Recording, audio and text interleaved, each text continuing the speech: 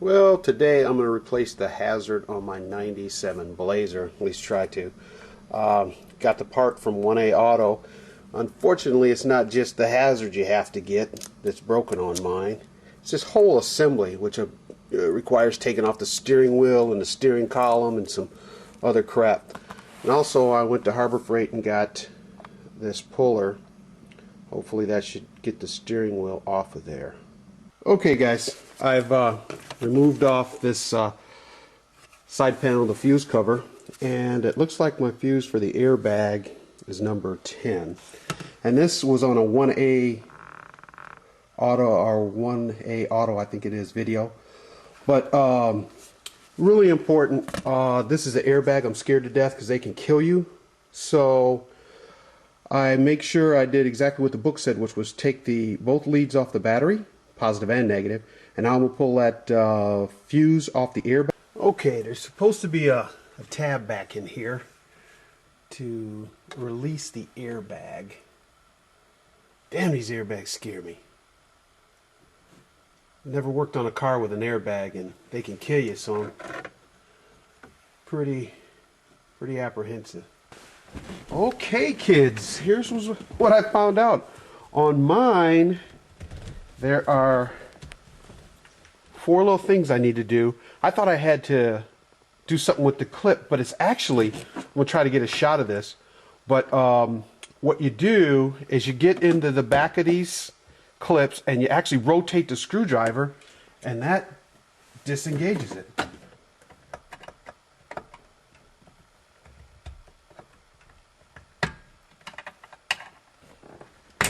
There we go. All right. There's the airbag, boys and girls. Now we need to disconnect the wires to it. Okay, this is where those clips were. So getting your hand back here and turning it moves that little thing out of the way, and there's where the airbags, those little prongs here, have a little groove that catch onto that wire. So just twisting this out of the way will get to it. Okay, and here's from behind what it looks like. See that little plastic thing? That's where you stick your screwdriver in, and you just turn it. If it doesn't turn one way, turn the other, and you'll feel it pop a little bit. And you do all 4 of them, airbag pops off. Well, it looks like there's some kind of a safety hoo-ha right here. Got to figure out how to pull that off. Okay, yeah, this thing, I just took a screwdriver and just put a little pressure on it. Comes out, that must be the safety holder, and now we'll try to disconnect the wire on this. Remember, I'm scared to death of this daggone airbag. Okay, that was it. This is a little springy thing here, so I pushed this in, pulled it out, and bada bing, bada boom.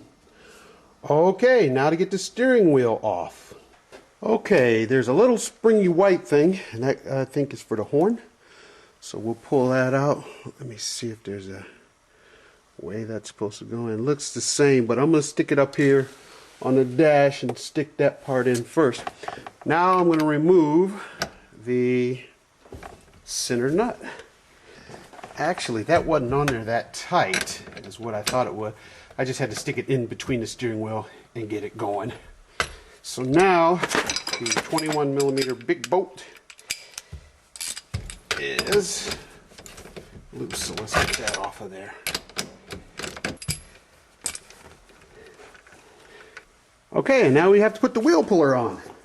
Okay guys, something that's real cool is they put an index mark on the inside of the steering wheel and on the nut in here, the bolt that is, this thing.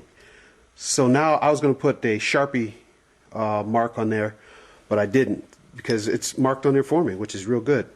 Here's the wheel puller I got. One of my viewers said that it should get money from Harbor Freight. This is from Harbor Freight. But if I'm going to get money, hey, Snap-on, Matco, Mac. Those are the ones I want to give a shout out to. If you guys are watching out there, send me some free stuff. Anyway, I can't afford you, but you got the best. So the way this wheel puller works is we're going to stick this on here. I got to get some washers, and we'll screw it into the steering wheel. And that'll hold that. and then I can twist this off of there and get the steering wheel off. Okay, so to recap, I've got my snap-on wheel puller, and I'm using my Matco crescent wrench and tightening this into the steering wheel. You don't have to go super far, just so it's in there connected tight. And now I'm going to grab my Mac tool crescent wrench. Let's see if we can get the steering wheel off.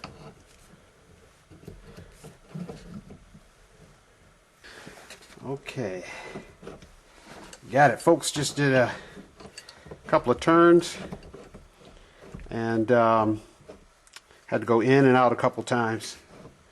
Make sure these things are tight, and steering wheel's off.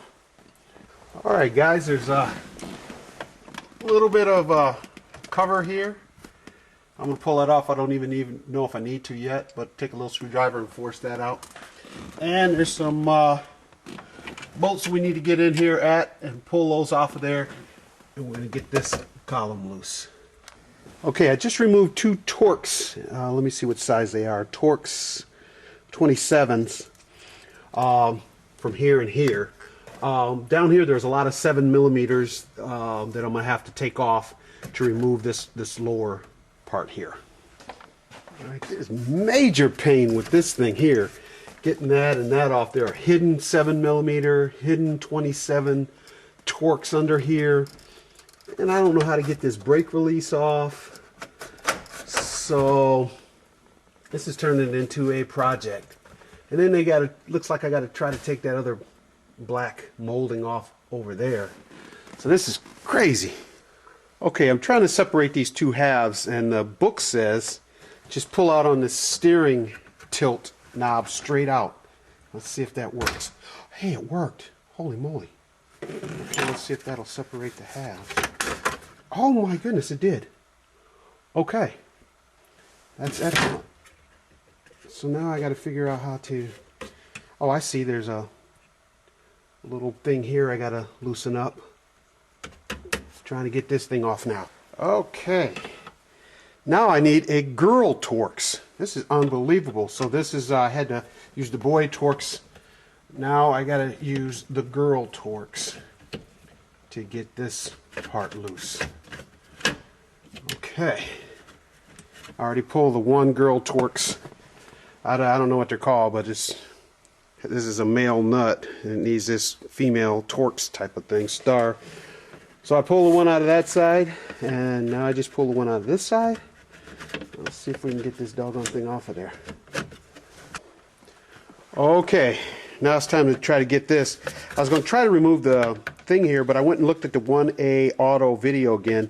Luckily, I have this little wrench that he has, which is a little 1/4-inch ratchet that will fit onto that Torx. Luckily, and he said it's a little tricky. Well, he ain't lying. Here's that little ratchet, Torx ratchet. Like I said, he said this is a little tricky to get in here, and man, that's the understatement of the year. Alright, I got the bolts out of there, those little Torx. It looks like this thing kind of comes right out into the little wiring harness. So now, gonna have to cut this out of the wiring harness, and this is what's broken on it, the hazard. And get down in there and put the new one in. Okay guys, you gotta know when to hold them, know when to fold them. This one's got me. I cannot for the life of me get this harness loose under there. So I'm gonna put it back just enough to get it to a shop and have them put that part on for me. It's too much for a do-it-yourselfer at home. There's not enough room under there to work, and it's just crazy complicated. Anyway, I tried.